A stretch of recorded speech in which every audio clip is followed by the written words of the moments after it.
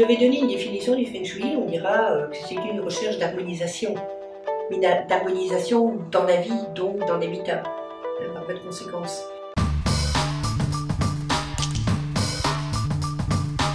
Il faut savoir que l'énergie rentre par la porte de la maison, donc qui est la bouche, dans notre jargon, qui est la bouche de la maison, ce qui est normal. Donc l'énergie rentre dans cette maison, et pour qu'elle puisse circuler librement, il ne faut pas qu'il y ait d'obstacles. Donc on va rechercher dans un premier temps s'il y a des obstacles dans la maison. Il faut faire le ménage, ranger absolument. Et si on a des choses dont on ne se sert pas, il faut les jeter, les donner, s'en débarrasser.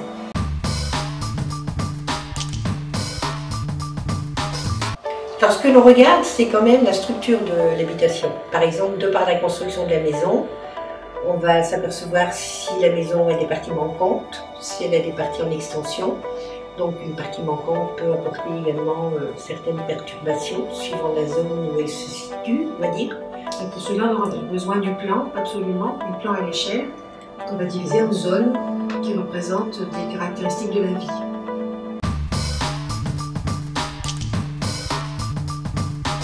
Derrière les objets, en fait, il y a une symbolique. On s'en est rendu compte qui pouvait être finalement là aussi un petit peu perturbant pour les habitants de la maison et qui peuvent entraver quand même, suivant l'endroit où cet objet est placé, une vie, je dirais, correctement vécue. On peut avoir là aussi des obstacles dans sa vie en fonction de ces objets, je dirais, entre guillemets, mal placés.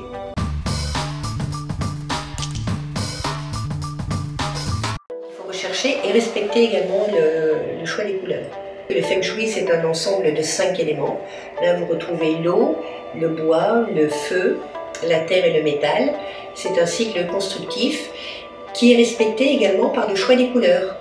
Donc, si vous avez par exemple dans une zone dite métal trop de couleur bois, ça peut entraîner également un déséquilibre dans l'harmonie justement de la maison. Ces éléments, c'est toujours la base de la médecine chinoise, qui a quand même 5 millions d'existence.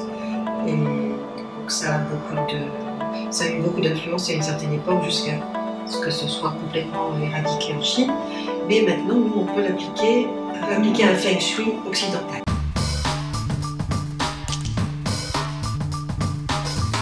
Et puis, le Feng Shui, on peut aussi l'appliquer au jardin.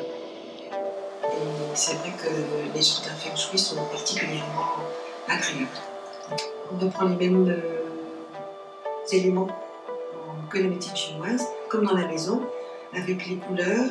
On va faire attention de mettre de petits éléments et des petits buissons et des fleurs moins hautes à certains endroits qu'à d'autres.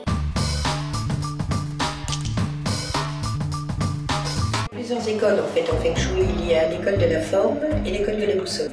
Donc l'école de la boussole tient compte des points cardinaux et l'école de la forme tient compte plutôt de la structure de la maison et de la porte d'entrée justement. Et en fonction de l'endroit que l'on visite, on choisit quelle école il faut appliquer.